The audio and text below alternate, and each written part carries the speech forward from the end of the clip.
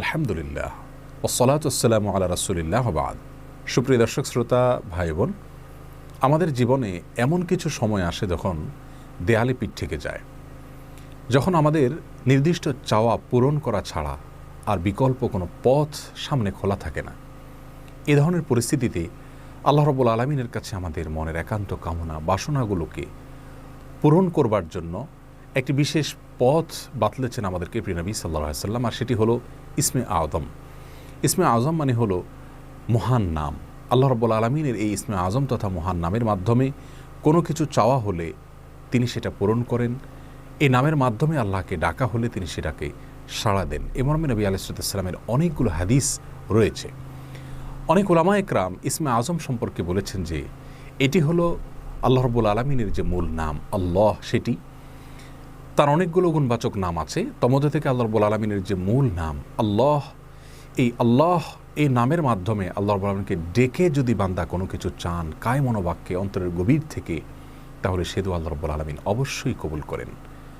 এজন্য কোনো কিছু আল্লাহ রাব্বুল আলামিনের কাছে চাওয়ার আগে যদি আল্লাহ বলে ডেকে ভালোবাসা থেকে, আস্থা থেকে, ভরসা থেকে, কায় মনোবাক্যে দীনতাহীনতার সাথে আল্লাহকে ডেকে যদি কেউ দোয়া করেন, তাহলে সে দোয়া আল্লাহ রাব্বুল আলামিন ফিরিয়ে দেন না।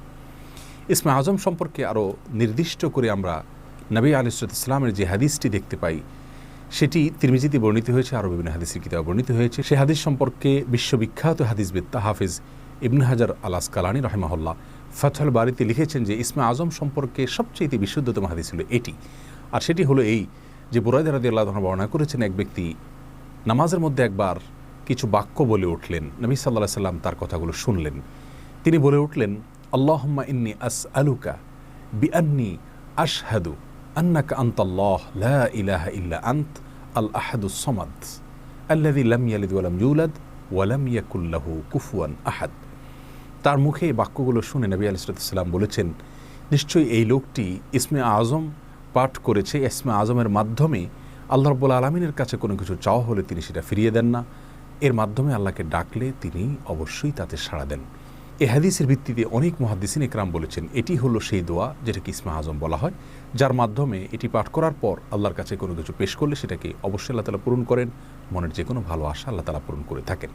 দোয়াটি আবারও বলছি, আল্লাহুম্মা ইন্নী আসআলুকা বিআন্নী আশহাদু আন্নাকা আনতাল্লাহ লা ইলাহা ইল্লা আনত আল আহাদুস সামাদ আল্লাযী লাম ইয়ালিদ ওয়া লাম ইউলাদ ওয়া লাম ইয়াকুল লাহু কুফুয়ান আহাদ। যার অর্থ হলো, হে আল্লাহ, আমি আপনার কাছে প্রার্থনা করছি এই মর্মে যে, এই জন্য যে, এই ভিত্তিতে যে আমি সাক্ষ্য দেই আপনি আল্লাহ, আপনি ছাড়া সত্যিকারের কোনো মাবুদ নেই, আপনি কারো মুখাপেক্ষী নন, আপনি একক, এবং আপনি কাউকে জন্ম দেননি, আপনাকেও কেউ জন্ম দেয়নি, এবং আপনার সমকক্ষ আর কেউ হতে পারে না।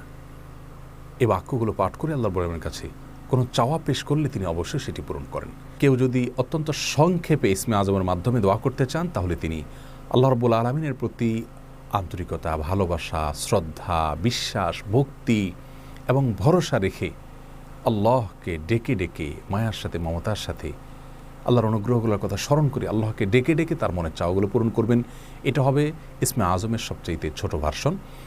আর যদি কারোর হাতে সময় থাকে, তাহলে তিনি ইসমে আযমের যে দোয়াটি আমরা কথা বলেছি, আল্লাহুম্মা ইন্নী আসআলুকা বিআন্নী আশহাদু আন্নাকা আনতাল্লাহ লা ইলাহা ইল্লা আনত আল আহাদুস সামাদ আল্লাযী লাম ইয়ালিদ ওয়া লাম ইউলাদ ওয়া লাম ইয়াকুল লাহু কুফুয়ান আহাদ। এই দোয়াটা তিনি পাঠ করবেন, করে আল্লাহর কাছে তার চাওয়া পেশ করবেন। জীবনের কঠিন মুহূর্তগুলোতে বিশেষ করে এই ইসমে আযম পাঠ করে আল্লাহর কাছে দোয়া করব, সেটা অবশ্যই আল্লাহ তাআলা কবুল করবেন যদি দোয়ার মৌলিক শর্তগুলো আমরা পূরণ করে থাকি। হালাল বক্ষণ করা, কায় মনোবাক্যে দোয়া করা এবং দোয়ার ক্ষেত্রে আন্তরিকতা এবং ঐকান্তিকতা থাকা, এই বিষয়গুলোকে যদি খেয়াল করে আমরা দোয়া করি, ইনশাআল্লাহ বিইذনিল্লাহ আল্লাহ তাআলা আমাদের সে দোয়া পূরণ করবেন। কোনো কারণে সে দোয়া যদি পূরণ হতে আমরা না দেখি, তাহলে সন্দেহাতীতভাবে আমাদের বিশ্বাস রাখতে হবে এটা পূরণ এই মুহূর্তে না হওয়ার মাঝে আমাদের জন্য কল্যাণ নিহিত আছে। আল্লাহ তাআলা এর বিনিময়ে আমাদেরকে আখিরাতে দিবেন। এছাড়াও দোয়া ইউনুসের মাধ্যমে লা ইলাহা ইল্লা আনতা সুবহানাকা ইন্নী কুনতু মিনাজ জালিমিন, এটা পাঠ করেও যদি কেউ দোয়া করেন, তার মাধ্যমে আল্লাহর দোয়া কবুল করেন। এবং হাদিস বর্ণিত হয়েছে, আল্লাহ তাআলা আমাদের সবাইকে ইসমে আযমের মাধ্যমে আল্লাহর কাছে জীবনের কঠিন মুহূর্তগুলোতে দোয়া পেশ করার তৌফিক দান করুন। আসসালামু আলাইকুম ওয়া রাহমাতুল্লাহি ওয়া বারাকাতুহু।